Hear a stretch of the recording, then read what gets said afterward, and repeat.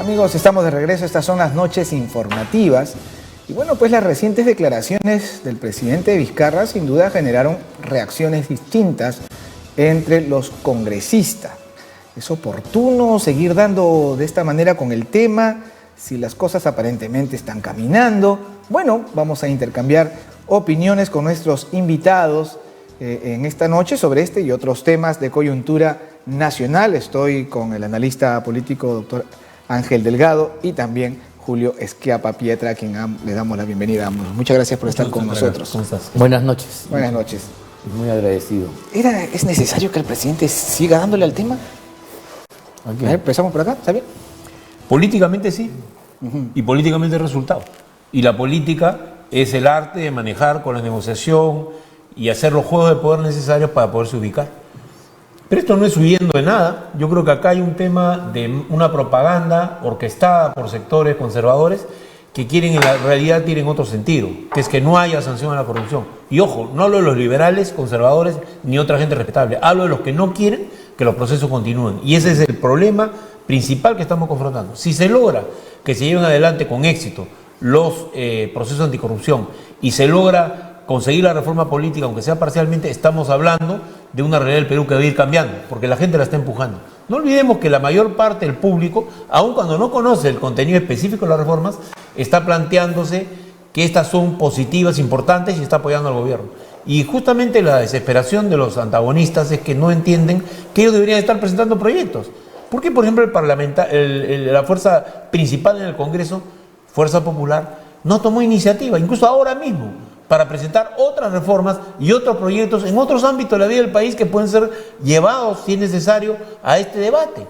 Y creo que el problema principal está en que en el diálogo de sordos se crea una situación de pierde-pierde y gana el presidente de todas maneras, porque la gente sí está de acuerdo con ciertas cosas. Le pueden criticar otras, pero creo que acá hay un tema de que ha logrado una victoria política contundente. De acuerdo. Ahora, si las cosas están aparentemente caminando, ¿qué necesidad de andar hincando para buscar una respuesta, una reacción de parte del Congreso? Estoy plenamente de acuerdo con lo que dice Julio Schiappa.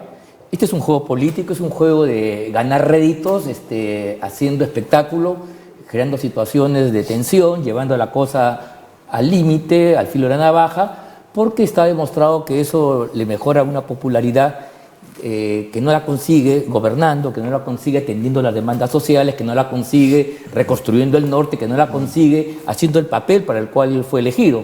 Entonces se dedica pues a confrontar, y la confrontación parece ser que a un grupo ciudadano le interesa, magnificado por los medios de comunicación, y entonces sí, es verdad lo que dice Julio, que políticamente es un instrumento, es una herramienta, aunque en este juego el presidente será favorecido, pero el gran pagano, el que va a sufrir, es el país en su conjunto. Y yo salgo en defensa no del presidente, que es un tema episódico, sino en defensa de un país que no merece este tipo de trato, porque está rompiendo instituciones y está llevando a la nave del Estado al garete.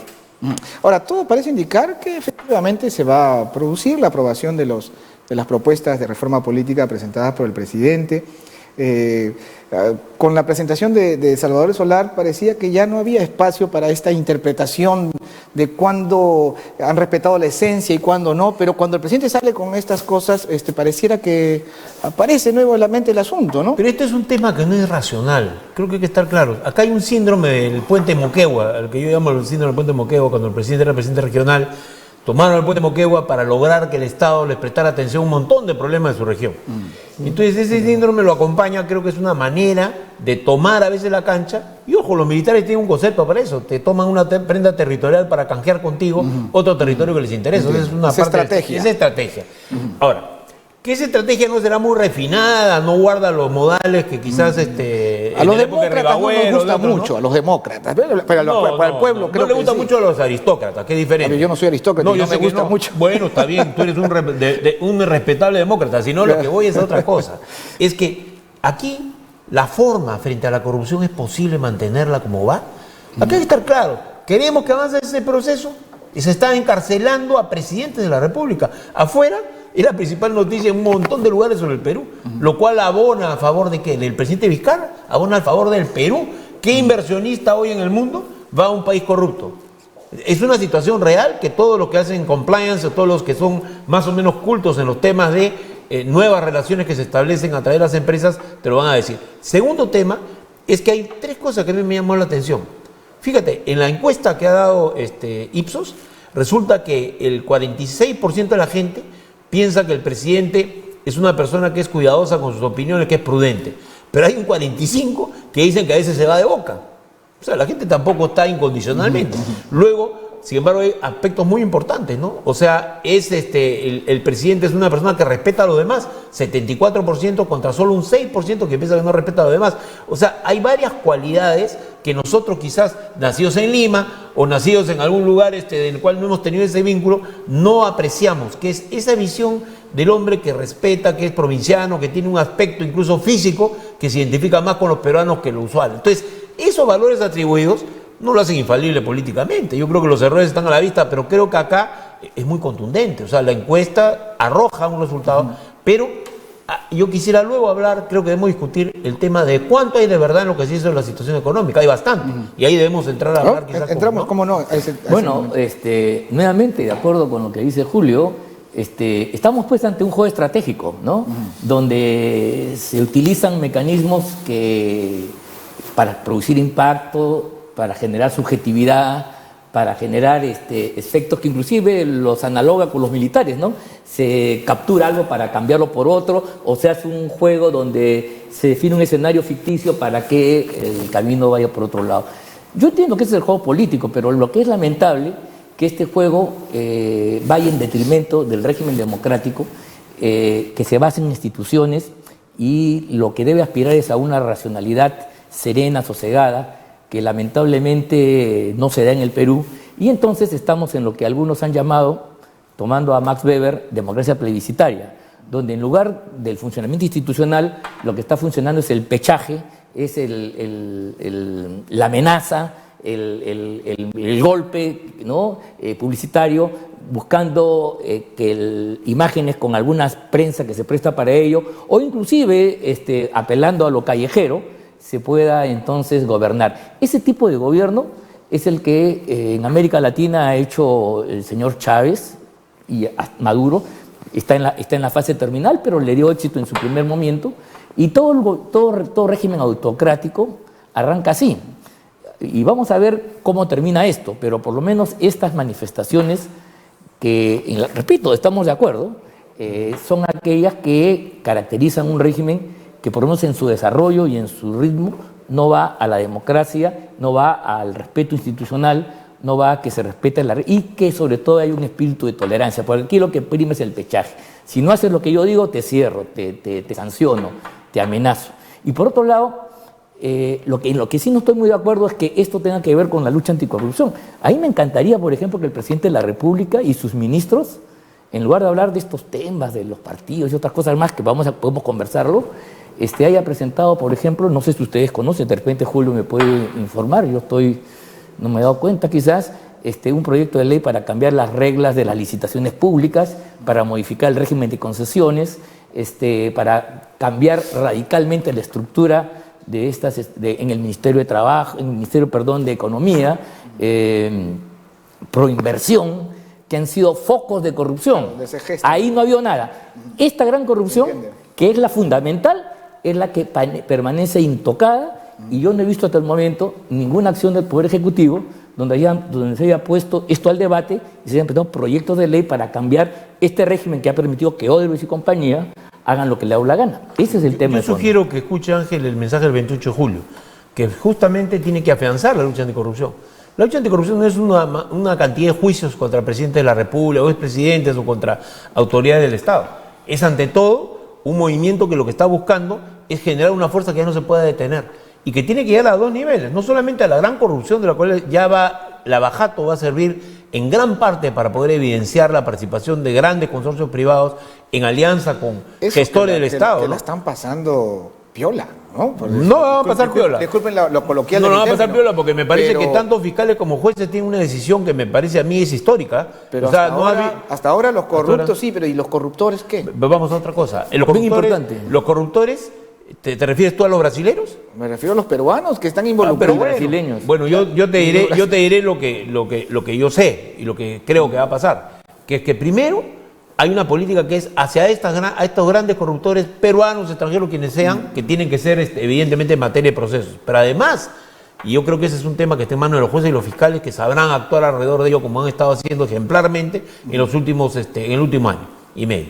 Y la otra cosa es la corrupción a nivel más pequeño, más micro, que es la corrupción en los ministerios, donde hay grupos enteros de burócratas, 40, 50, 20, 30, diferentes tamaños, que son pymes de la corrupción, que se mudan de un ministerio a otro, salen de un área y se va el jefe personal, se va el gerente de recursos humanos, el que ve licitaciones, y en eso Ángel tiene razón, la modificación del sistema de licitaciones es clave, ¿no? Y la OCSE hasta ahora no da señas de estar realmente en la onda con eso, ¿no? Y se reciclan bien y trascienden gobiernos, ¿no? Pero por supuesto, esa burocracia que fue la que llenaba las planillas de Odebrecht, esa es la fuente secreta para cubrir sus gastos que no sean clasificados sujetos a la tributación, es lo que yo creo que está pasando piola, como se dice. Es una cosa fundamental que usted ha dicho. Pero García del MTC, hombre clave a ese nivel, él y todo su grupo, sí ha sido capturado infragante. O sea, ese es un primer avance. Bueno, porque había muchas pruebas. Ojalá, sí,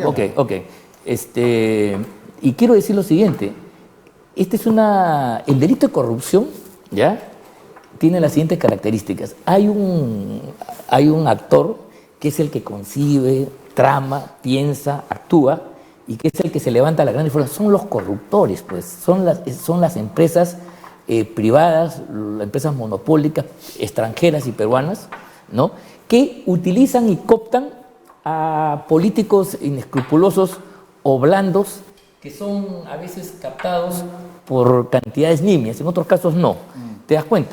Y entonces aquí sucede lo siguiente, y voy a poner un ejemplo para poder entendernos. Es como, por ejemplo, si nosotros estuviéramos felices y contentos porque se ha producido un robo en nuestra vivienda, en nuestra casa, y de repente pues el ladrón ha denunciado a la empleada que abrió la puerta y entonces le permitió el robo, y entonces nosotros estamos satisfechos. Los políticos en este caso, la verdad, son los intermediarios, son los facilitadores, son las llaves que permiten quien se lleva la gran cantidad de dinero, quien roba al país, quien ha destruido, son estos intereses mercantilistas, mafiosos, privados, ¿no? Que no tienen ningún... Y esta gente, la verdad, es que pasa piola, y lo dice con toda claridad. El ejemplo más patético de ello es la famosa acta con Odebrecht, en que a cambio de una información que tiene que ver, ojo, mira lo que te voy a decir, tiene que ver básicamente con denuncias relativas a aportes de campaña, que en el Perú todavía no son delito, menos han sido delitos años atrás.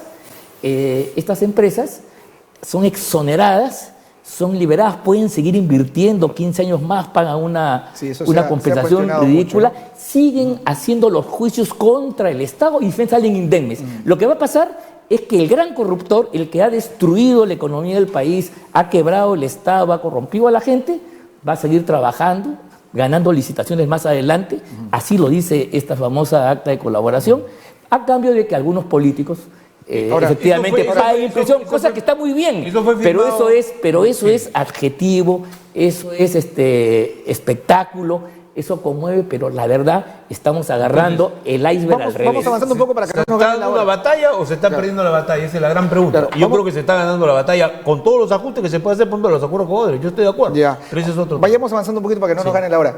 El ministro de Economía, ha reconocido pues que el crecimiento no va a alcanzar la proyección planteada. ¿Verdad? Nosotros, no sé si algunos de ustedes, pero no somos economistas, ¿no? No. Entonces, pero la parálisis se puede sentir. Sí, pues. Y la gente lo siente. Bueno, pero está viendo pues un fenómeno internacional que hoy día me he puesto a estudiarlo, presidente, para venir a esta entrevista debidamente preparada, y donde hay un problema. El precio del cobre, que es el pan nuestro de cada día, para el Estado y para los peruanos, ha bajado de $3 a 2.60, ha bajado 10%, que es bastante. Es decir, esta es una baja que impacta como en las exportaciones. Tiene un impacto directo en varios miles de millones de dólares que se dejan de percibir. Aproximadamente unos 14.000 no se percibirían. En el plan de exportaciones anual del Perú que anunció el presidente de la República, había 52.000 millones de exportaciones, ¿de acuerdo? Y dentro de eso un componente muy importante era la exportación minera. esa exportación minera está sufriendo una merma por eso. ¿Eso de dónde proviene? ¿De la política de Vizcarra? No, de la guerra entre Trump y China, de la guerra entre Estados Unidos y China por el control del mercado internacional a nivel comercial. Y ese es un proceso exógeno al país. ¿Qué podemos hacer los peruanos? Claro. Producir más cobre y buscar nuevos. Ahí sí el Estado tiene que tener una intervención y la empresa privada. Y buscar nuevas fuentes a través de las cuales pueda venir inversión. Es cierto que en un mundo globalizado lo que pasa en un lado del mundo afecta al otro. No, directo, porque China es el 31% de nuestras exportaciones. Pero también el país no tiene un margen de acción. Mira, hoy yo estoy realmente gratamente vuelvo a coincidir plenamente con Julio. En la vida, verdad que sí, porque efectivamente es cierto que hay una caída de los precios de nuestros productos mineros, de exportación, commodities, etcétera.